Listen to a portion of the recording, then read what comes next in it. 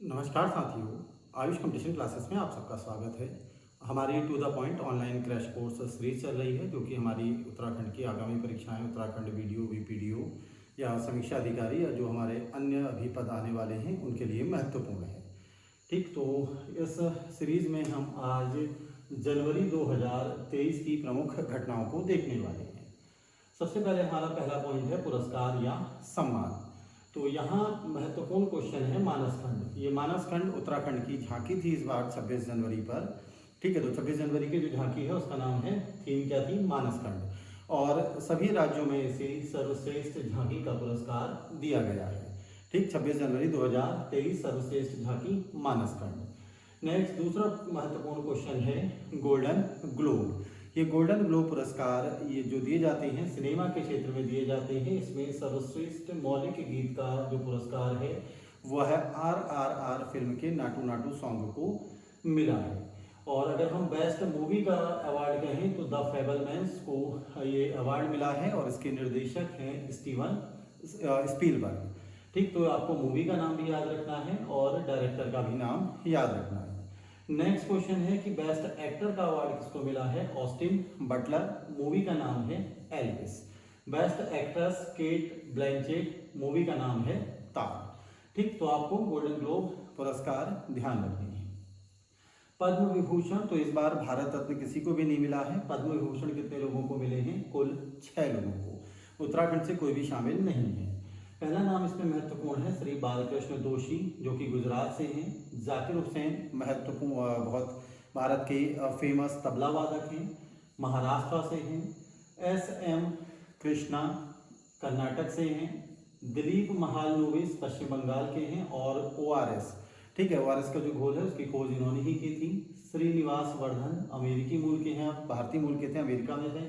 और मुलायम सिंह यादव उत्तर प्रदेश के मुख्यमंत्री रह चुके हैं, प्रमुख राजनेता भारत के थे। इनको मरणोपरांत मुलायम सिंह यादव को दिया गया है ये पुरस्कार। तो पद्म विभूषण में आपको ये 6 महत्वपूर्ण नाम याद रखने हैं। पद्म विभूषण कितने लोगों को मिला है, 9 लोगों को। तो इनमें से अति महत्वपूर्ण व्यक्तियों के हम नाम देख लेते हैं। कुमार मंगलम बिड़ला उद्योगपति हैं, वाणी जयराम और सुधा मूर्ति ये इन्फोसिस के चेयरमैन हैं, जिनका नाम है नारायण मूर्ति, उनकी पत्नी हैं। और ये भारत की पहली महिला इंजीनियर भी हैं, सुधा मूर्ति। पद्मश्री कुल 91 लोगों को इस वर्ष मिला है, जिसमें से फेमस हैं राकेश झुनझुनवाला। इनका पिछले साल निधन हो गया था और इन्हें भारत का वॉरेन बफेट कहा जाता है। शेयर मार्केट की विशेष समझ इन्हें थी राकेश झुनझुनवाला को।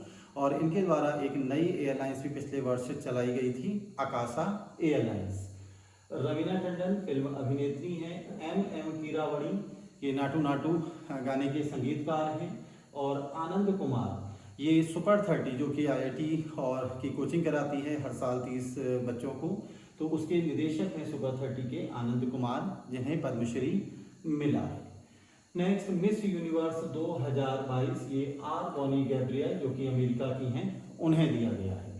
नेताजी सुभाष चंद्र बोस आपदा प्रबंधन पुरस्कार उड़ीसा राज्य आपदा प्राधिकरण को इस वर्ष दिया गया। तो ये महत्वपूर्ण पुरस्कार या सम्मान हमें याद रखने हैं जनवरी 2023 में।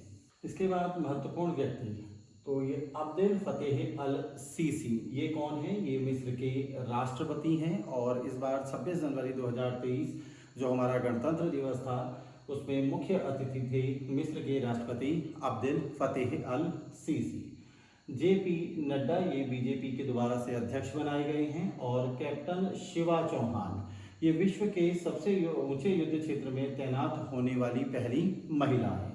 ठीक, तो ये भी नाम आपको याद रखना है, कैप्टन शिवा चौहान। आर्थिक घटनाक्रम की अगर हम बात करें तो जल जीवन मिशन, इससे कुल 11 करोड़ ग्रामीण परिवार अभी तक प्रभावित हो चुके हैं या लाभान्वित हो चुके हैं। ठीक है, 11 करोड़ ग्रामीण परिवार लाभान्वित हो चुके हैं। परसेंटेज कहेंगे तो 56.84%। हिमाचल प्रदेश में चुनाव हुए थे, जिसके बाद वहाँ कांग्रेस की सरकार आई है और उनके द्वारा पुरानी पेंशन योजना बहाल कर दी गई है। जो NPS है, NPS को बंद कर दिया गया है। कोटा राजस्थान में है, यहाँ पर वृहद कृषि महोत्सव का आयोजन किया गया। भारत सरकार के द्वारा राष्ट्रीय हरित हाइड्रोजन मिशन लॉन्च की गई है, जिसके तहत 2030 तक हमने कुछ अपने लिए महत्वपूर्ण लक्ष्य निर्धारित करे हैं। गोवा जो हमारा एयरपोर्ट है उसे अंतर्राष्ट्रीय दर्जा दे दिया गया है और उसका नाम रखा गया है मनोहर इंटरनेशनल एयरपोर्ट। तो मनोहर पारिकर ये गुजरात के पूर्व मुख्यमंत्री थे और ठीक है, तो इन्हीं के सम्मान में मनोहर इंटरनेशनल एयरपोर्ट गोवा। मुंबई से नवी मुंबई, ये भारत का सबसे लंबा समुद्री पुल बन रहा है और जिसकी कुल लंबाई है 21.8 किलोमीटर।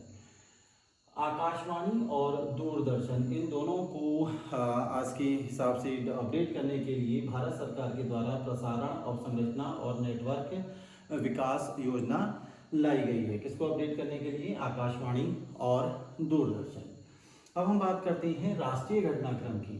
तो भारत के द्वारा सुरक्षा परिषद की अस्थायी सदस्यता के लिए दावेदारी की गई है और ये कौन से वर्ष के लिए? 2028-29। तो सुरक्षा परिषद में कुल 15 मेंबर होते हैं, जिसमें 5 मेंबर स्थायी हैं। भारत उसका मेंबर नहीं है इस सुरक्षा परिषद का। 5 स्थायी मेंबर कौन कौन से हैं? रूस, चीन, अमेरिका, फ्रांस और ब्रिटेन। ठीक है, तो भारत स्थायी मेंबरशिप के लिए भी दावेदारी कर रहा है और इसके अलावा अस्थायी मेंबर पिछले साल 31 दिसंबर तक था और पुनः 2028-29 के लिए उसके द्वारा दावेदारी की गई है।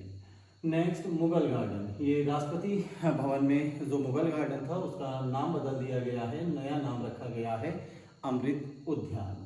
जोशीमठ ये चमोली उत्तराखंड में है और यहाँ पर भू धसाव की, लैंडस्लाइड की बहुत ज़्यादा घटनाएं हुई, इसलिए ये चर्चा में रहा। समेद शिखर जी, ये झारखंड में है और जैन धर्म का प्रमुख तीर्थ स्थल है। इसे पर्यटन स्थल घोषित कर दिया गया था वहाँ की राज्य सरकार के द्वारा, जिसका पूरे भारत में जैन समुदाय के द्वारा विरोध किया गया और इस कारण इसे पुनः जैन तीर्थ स्थल ही रहने दिया गया है। पर्यटन स्थल के रूप में नोटिफिकेशन वापस ले लिया गया है। नेक्स्ट, 17वां प्रवासी भारतीय दिवस। ये हर साल 9 जनवरी को मनाया जाता है क्योंकि महात्मा गांधी इसी दिन 9 जनवरी 1915 को वापस भारत लौटे थे। पहले ये हर वर्ष मनाया जाता था, लेकिन पिछले कुछ समय से 2 साल में एक बार मनाया जा रहा है। तो इस बार 17वां प्रवासी भारतीय दिवस, इसका आयोजन कहाँ पर हुआ? इंदौर में। इस प्रवासी भारतीय दिवस के मुख्य अतिथि कौन थे? डॉक्टर मोहम्मद इरफान अली। ये कौन है? ये गुयाना के राष्ट्रपति हैं।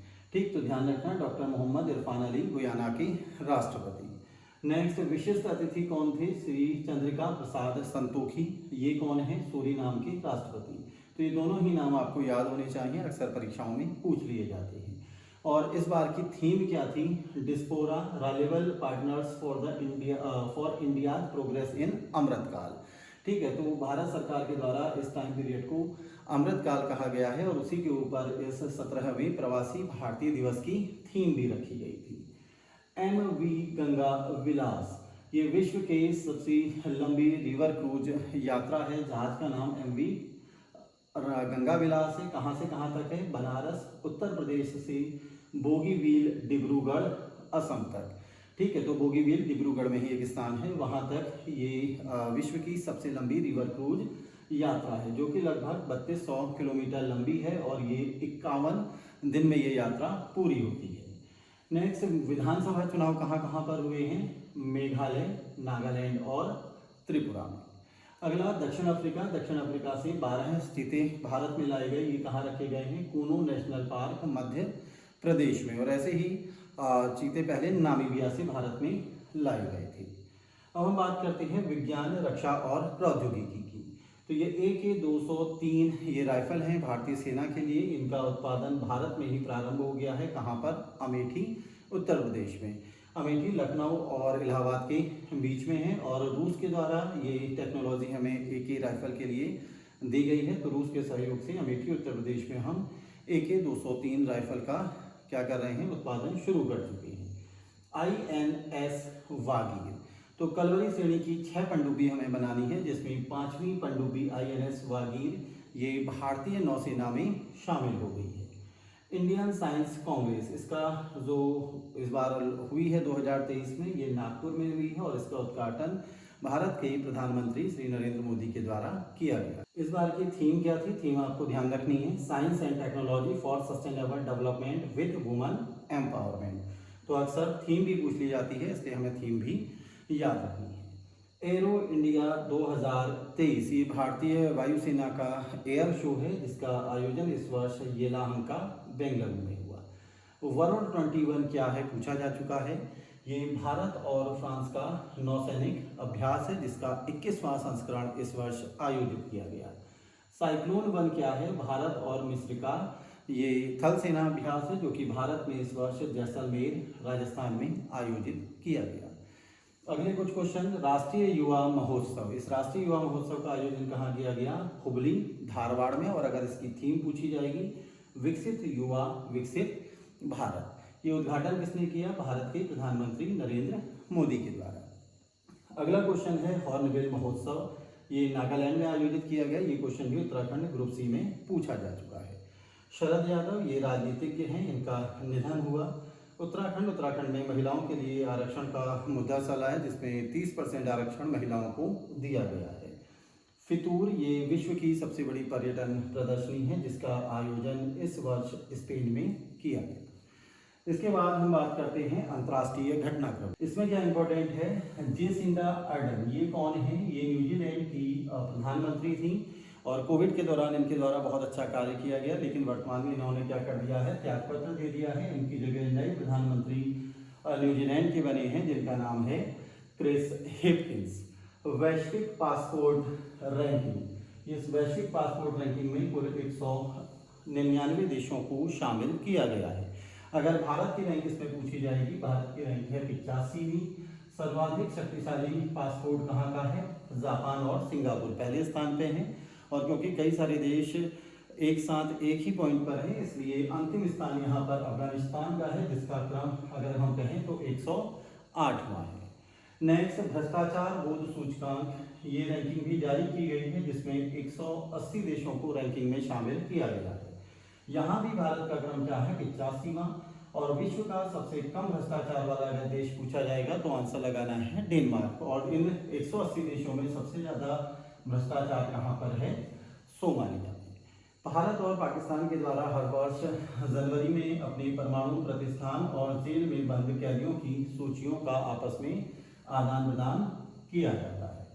सन 1961 के बाद पहली बार चीन की जनसंख्या में गिरावट आई है। नेपाल में यात्री विमान दुर्घटनाग्रस्त हो गया जिसके कारण सभी 70-72 यात्रियों का निधन हो गया। ये विमान कहाँ से कहाँ तक जा रहा था, काठमांडू से पोखरा तक। इसके बाद विविध घटनाक्रम की हम बात करते हैं तो 23 जनवरी यह पराक्रम दिवस के रूप में मनाया जाता है। इसका जन्मदिन है नेताजी सुभाष चंद्र बोस का। और इस वर्ष हमने क्या किया है कि अंडमान निकोबार के 21 द्वीपों का नाम, जो निर्जन द्वीप है 21, उनका नाम परमवीर चक्र विजेताओं के सम्मान में रखा गया है। 9 जनवरी अभी हम देख ही चुके हैं प्रवासी भारतीय दिवस। 10 जनवरी विश्व हिंदी दिवस। 12 जनवरी ये युवा दिवस मनाया जाता है और यह स्वामी विवेकानंद का जन्मदिन है। 15 जनवरी थल सेना दिवस मनाया जाता है भारत का। 24 जनवरी राष्ट्रीय बालिका दिवस के रूप में हम मनाते हैं और पहली बार हमने 2009 में 24 जनवरी को बालिका दिवस मनाया था। तब से हम हर वर्ष 24 जनवरी को बालिका दिवस के रूप में सेलिब्रेट करते हैं। 25 जनवरी राष्ट्रीय मतदाता दिवस के रूप में मनाया जाता है और ये हमने पहली बार कब मनाया था, 2011 में। 30 जनवरी ये महात्मा गांधी की पुण्यतिथि है, साथ में यह कुष्ठ निवारण दिवस भी है। इसके बाद हम बात करते हैं खेल घटनाक्रम की। खेल घटनाक्रम में आपको सबसे महत्वपूर्ण जनवरी में हर वर्ष ध्यान रखना होता है ऑस्ट्रेलियाई ओपन। तो इस ऑस्ट्रेलियाई ओपन के विजेता इस बार के कौन थे, नोवाक जोकोविच। तो यहाँ क्वेश्चन एक तो सीधे बनता है, नोवाक जोकोविच कौन से खेल से संबंधित है, ठीक है। तो ये खिलाड़ी, उनके खेल और उनके देश का नाम ये याद रखना होता है। तो नोवाक जोकोविच ये टेनिस के प्रसिद्ध खिलाड़ी हैं और ये सर्बिया से हैं। फाइनल में इन्होंने किसे हराया है, स्टेफानोस सिपास को, जो कि ग्रीस के खिलाड़ी हैं। महिला अगर विजेता की बात करें तो हम ये हैं आर्यना सबालेंका जो कि बेलारूस से हैं। उप विजेता हैं एलिना रायवाकिना जो कि कजाकिस्तान की खिलाड़ी हैं। तो ये मोस्ट इंपॉर्टेंट है, ऑस्ट्रेलियाई ओपन हो या विंबलडन हो या क्या कहते हैं लंदन हो या अमेरिकन हो, ये चारों आपको ग्रैंड स्लैम याद रखने होते हैं। जयदेव उनादकट ये पहली बार, ठीक है, रणजी में पहले ओवर में ही हैट्रिक ली गई है पहली बार, जो कि जयदेव उनादकट के द्वारा ली गई। शुभमन गिल प्रसिद्ध क्रिकेट खिलाड़ी हैं भारत के और इनके द्वारा वनडे में दोहरा शतक लगाया गया। विश्व कप हॉकी का आयोजन इस वर्ष भारत में हुआ और इस आयोजन का विजेता कौन है? जर्मनी, जिसमें कुल 16 टीमों के द्वारा वर्ल्ड कप हॉकी में प्रतिभाग किया गया था। नेक्स्ट आईसीसी के द्वारा सर्वश्रेष्ठ क्रिकेटर और सर्वश्रेष्ठ वनडे क्रिकेटर का खिताब बाबर आजम को दिया गया है। बाबर आजम पाकिस्तान के प्रसिद्ध क्रिकेट खिलाड़ी हैं और सर्वश्रेष्ठ क्रिकेटर के अवार्ड को गैरी सोबर्स ट्रॉफी के नाम से भी जाना जाता है। अगर बेस्ट टेस्ट क्रिकेटर की बात करेंगे तो बेन स्टोक्स, ये इंग्लैंड के क्रिकेट खिलाड़ी हैं, और 2020 क्रिकेटर सूर्य कुमार यादव, भारत। ठीक, तो ये आपको ध्यान रखने हैं आईसीसी के महत्वपूर्ण अवार्ड किसको मिले हैं। इसके बाद अंडर 19 आईसीसी विश्व कप महिला, तो महिलाओं का आईसीसी अंडर 19 विश्व कप ये आयोजन कहाँ पर हुआ, ध्यान रखना है, दक्षिण अफ्रीका में, जिसमें विजेता भारत रहा और फाइनल में भारत के द्वारा इंग्लैंड को हराया गया। तो ये प्रमुख खेल घटनाक्रम है जनवरी 2023 की। तो आज इस क्लास के माध्यम से हमने रिवीजन करने की कोशिश की है जनवरी 2023 की प्रमुख घटनाएं। इसका पीडीएफ आपको हमारे मोबाइल ऐप आयुष 2.0 में अवेलेबल मिल जाएगा। साथ में इस पर आधारित टेस्ट जो सीरीज है वो भी हमारे मोबाइल ऐप आयुष 2.0 में उपलब्ध है। इसी के साथ हमारा आज का ये टॉपिक समाप्त होता है। धन्यवाद।